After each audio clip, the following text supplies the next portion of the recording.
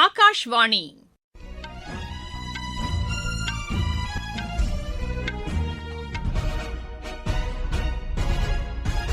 செய்திகள் வாசிப்பவர் சுமித்ரா ரத்னம். தலைப்புச் செய்திகள்: இஸ்ரேல் தொழில்துறையினர் இந்தியாவில் முதலீடு செய்ய முன்வருமாறு பிரதமர் திரு நரேந்திர மோடி அழைப்பு விடுத்துள்ளார். தமிழகம் உள்பட 10 மாநிலங்களிலிருந்து 37 மாநிலங்களவை உறுப்பினர்களை தேர்ந்தெடுப்பதற்காக நடைபெறவுள்ள தேர்தலுக்கான வேட்புமனு தாக்கல் இன்று தொடங்கியது. தமிழக சட்டப்பேரவை தேர்தலுக்கான ஏற்பாடுகள் குறித்து தேர்தல் ஆணைய குழுவினர் இன்று சென்னையில் ஆலோசனை மேற்கொண்டு வருகின்றனர். நீதித்துறையில் ஊழல் குறித்த பகுதி இடம்பெற்றிருந்த NCERT-யின் 8ஆம் வகுப்பு பாடப்புத்தகத்திற்கு உச்சநீதிமன்றம் தடை விதித்துள்ளது. அல்பேனியா சர்வதேச மல்யுத்த சாம்பியன் போட்டியில் இந்தியாவின் சுஜீத் கல்கல் தங்கப்பதக்கம் வென்றார். இனி விரிவான செய்திகள். இஸ்ரேல் தொழில்துறையினர் இந்தியாவில் முதலீடு செய்ய முன்வருமாறு பிரதமர் திரு நரேந்திர மோடி அழைப்பு விடுத்துள்ளார். அரசுமுறை பயணமாக இஸ்ரேல் சென்றுள்ள அவர் ஜெருசலேமில் புதுமை கண்டுபிடிப்புகள் குறித்த கண்காட்சியை பார்வையிட்ட பின்னர் வெளியிட்டுள்ள சமூக வலைதள பதிவில் இதனை தெரிவித்துள்ளார். சுகாதாரம், இணைய பாதுகாப்பு, நீர் மேலாண்மை உள்ளிட்ட பல்வேறு துறைகளின் புதுமை கண்டுபிடிப்புகள் இந்த கண்காட்சியில் காட்சிப்படுத்தப்பட்டதாகவும் பிரதமர் கூறியுள்ளார். தமிழகம் உள்பட 10 மாநிலங்களிலிருந்து 37 மாநிலங்களவை உறுப்பினர்களை தேர்ந்தெடுப்பதற்காக நடைபெறவுள்ள தேர்தலுக்கான வேட்புமனு தாக்கல் இன்று தொடங்கியது. வேட்பு மனுக்களை தாக்கல் செய்ய அடுத்த மாதம் 5ஆம் தேதி கடைசி நாளாகும். அதற்கு மறுநாள் மனுக்கள் மீதான பரிசீலனை நடைபெறும். மனுக்களை விலக்கிக் கொள்ள அடுத்த மாதம் 9ஆம் தேதி கடைசி நாளாகும். போட்டி இருக்கும் பட்சத்தில் அடுத்த மாதம் 16ஆம் தேதி வாக்குப்பதிவு நடைபெறும். மகாராஷ்டிராவிலிருந்து 7, தமிழகத்திலிருந்து 6, மேற்குவங்கம் மற்றும் பீகாரிலிருந்து தலா 5, ஒடிஷாவிலிருந்து 4, அசாமிலிருந்து 3, சத்தீஸ்கர், தெலங்கானா, ஹரியானா மாநிலங்களிலிருந்து தலா 2 மற்றும் ஹிமாச்சல பிரதேசத்திலிருந்து 1 உறுப்பினரையும் தேர்ந்தெடுப்பதற்காக இந்த தேர்தல் நடைபெறுகிறது. தமிழக சட்டப்பேரவை தேர்தலுக்கான ஏற்பாடுகள் குறித்து தலைமை தேர்தல் ஆணையர் திரு ஞானேஷ்குமார் தலைமையிலான தேர்தல் ஆணைய குழுவினர் இன்று சென்னையில் ஆலோசனை மேற்கொண்டு வருகின்றனர். இந்த ஆலோசனைக் கூட்டத்தில் திமுக, அஇஅதிமுக, பிஜேபி, காங்கிரஸ் உள்ளிட்ட அங்கீகரிக்கப்பட்ட அரசியல் கட்சிகளின் பிரதிநிதிகள் பங்கேற்றுள்ளனர். இன்று பிற்பகல் காவல்துறை உயரதிகாரிகளுடனும் இக்குழுவினர் ஆலோசனை மேற்கொள்ள உள்ளனர்.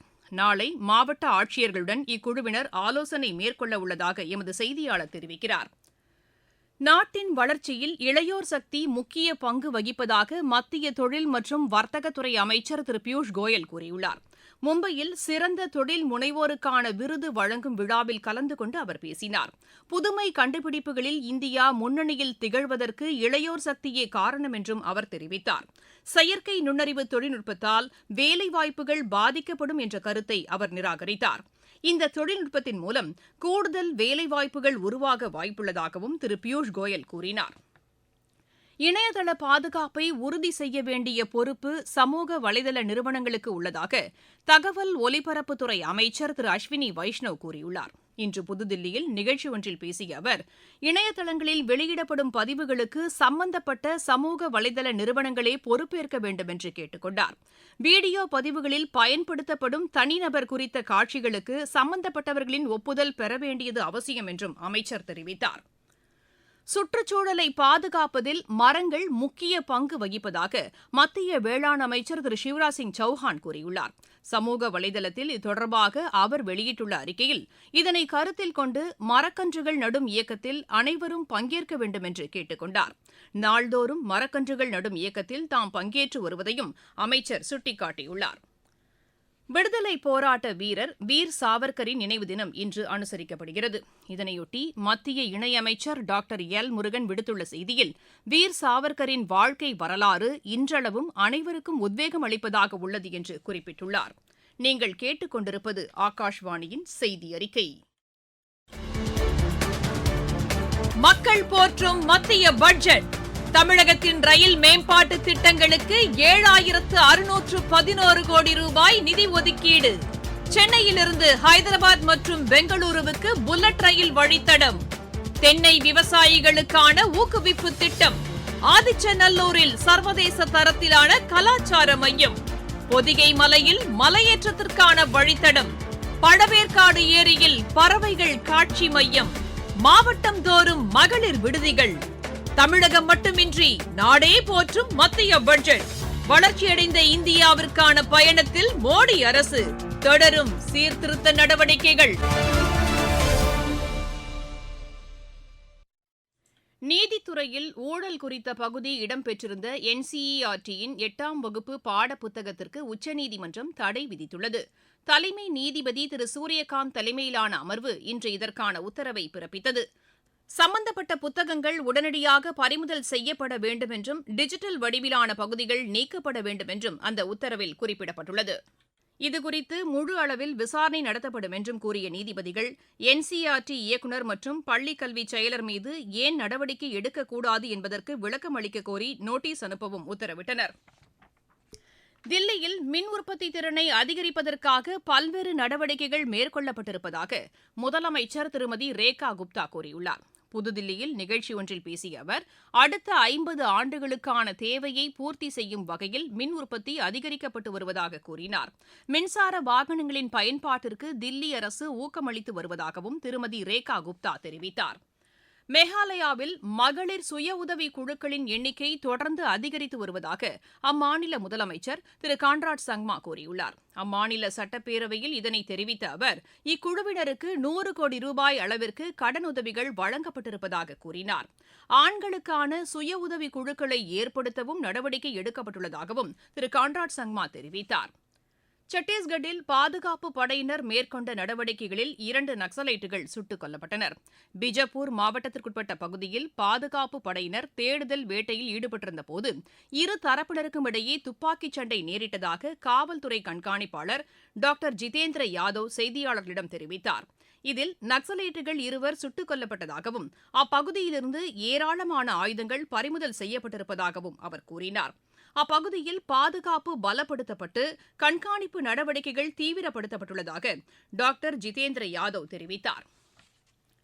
கனடா பிரதமர் திரு மார்க் கார்னி 4 நாள் அரசுமுறை பயணமாக நாளை மும்பை வருகிறார். கனடா பிரதமராக பொறுப்பேற்ற பின்னர் முதல் முறையாக அவர் இந்தியாவிற்கு பயணம் மேற்கொள்வதாக எமது செய்தியாளர் தெரிவிக்கிறார். மும்பையில் தொழில்துறையினரோடு 2 நாள்கள் ஆலோசனை மேற்கொள்ளும் அவர் அடுத்த மாதம் 1ஆம் தேதி புதுதில்லி செல்கிறார்.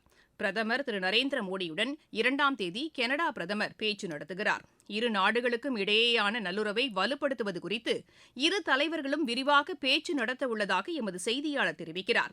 பின்னர் இந்தியா கனடா தலைமைச் செயல் அதிகாரிகள் அமைப்பின் கூட்டத்தில் இரு தலைவர்களும் பங்கேற்க உள்ளதாகவும் எமது செய்தியாளர் கூறுகிறார். நேபாளத்தில் அடுத்த மாதம் 5ஆம் தேதி பொதுத் தேர்தல் நடைபெறவுள்ளதை அடுத்து 7 நாள்களுக்கு மது விற்பனைக்கு தடை விதிக்கப்பட்டுள்ளது. வாக்குப்பதிவு தொடங்குவதற்கு 72 மணி நேரத்திற்கு முன்னதாக இந்தியாவை ஒட்டிய எல்லைப் பகுதி மூடப்படும் என்றும் அந்நாட்டு தேர்தல் ஆணையம் அறிவித்துள்ளது. அல்பேனியா சர்வதேச மல்யுத்த சாம்பியன் போட்டியில் இந்தியாவின் சுஜீத் கல்கல் தங்கப்பதக்கம் வென்றார். ஆடவர் 65 கிலோ எடைப்பிரிவில் அவர் இப்பதக்கத்தை கைப்பற்றினார். செவித்திறன் குறைபாடு உடையவர்களுக்கான ஆசிய டுவெண்டி கிரிக்கெட் கோப்பையை இந்தியா வென்றுள்ளது. கட்டாக்கில் நடைபெற்ற இறுதிப் போட்டியில் இந்தியா 6 விக்கெட் வித்தியாசத்தில் இலங்கையை வென்று இக்கோப்பையை கைப்பற்றியது. உலகக்கோப்பை டுவெண்டி கிரிக்கெட் போட்டியில் இன்று சென்னையில் நடைபெறும் ஆட்டத்தில் இந்தியா ஜிம்பாப்வேயை எதிர்கொள்கிறது.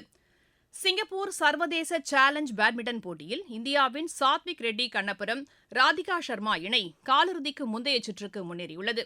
கலப்பு இரட்டையர் பிரிவு முதல் சுற்று ஆட்டத்தில் இந்த இணை 18-21, 21-13, 21-10 என்ற செட் கணக்கில் மலேசியாவின் சான் வென் சி லோ ஹான் சென் இணையை வென்றது. ஆஸ்திரேலியாவில் நடைபெற்று வரும் சர்வதேச மகளிர் டென்னிஸ் போட்டியில் இந்தியாவின் வைதேகி சௌத்ரி காலிறுதிக்கு முன்னேறியுள்ளார். ஒற்றையர் பிரிவு காலிறுதிக்கு முந்தைய சுற்று ஆட்டத்தில் அவர் 7-6, 6-3 என்ற செட் கணக்கில் ஆஸ்திரேலியாவின் பெல்லி தாம்சனை வென்றார். நெதர்லாந்து சர்வதேச ஜூனியர் பேட்மிண்டன் போட்டியில் இந்தியாவின் அகில் ரெட்டி போபா 2வது சுற்றுக்கு முன்னேறியுள்ளார். ஆடவர் ஒற்றையர் பிரிவு முதல் சுற்று ஆட்டத்தில் அவர் 21-11, 21-9 என்ற செட் கணக்கில் ஜெர்மனியின் ஜானோ டெட்டர்ஸை வென்றார். மீண்டும் தலைப்புச் செய்திகள். இஸ்ரேல் தொழில்துறையினர் இந்தியாவில் முதலீடு செய்ய முன்வருமாறு பிரதமர் திரு நரேந்திர மோடி அழைப்பு விடுத்துள்ளார். தமிழகம் உள்பட 10 மாநிலங்களிலிருந்து 37 மாநிலங்களவை உறுப்பினர்களை தேர்ந்தெடுப்பதற்காக நடைபெறவுள்ள தேர்தலுக்கான வேட்புமனு தாக்கல் இன்று தொடங்கியது. தமிழக சட்டப்பேரவை தேர்தலுக்கான ஏற்பாடுகள் குறித்து தேர்தல் ஆணைய குழுவினர் இன்று சென்னையில் ஆலோசனை மேற்கொண்டு வருகின்றனர். நீதித்துறையில் ஊழல் குறித்த பகுதி இடம்பெற்றிருந்த NCERT-யின் 8ஆம் வகுப்பு பாடப்புத்தகத்திற்கு உச்சநீதிமன்றம் தடை விதித்துள்ளது. அல்பேனியா சர்வதேச மல்யுத்த சாம்பியன் போட்டியில் இந்தியாவின் சுஜீத் கல்கல் தங்கப்பதக்கம் வென்றார். செய்தியறிக்கை நிறைவடைகிறது.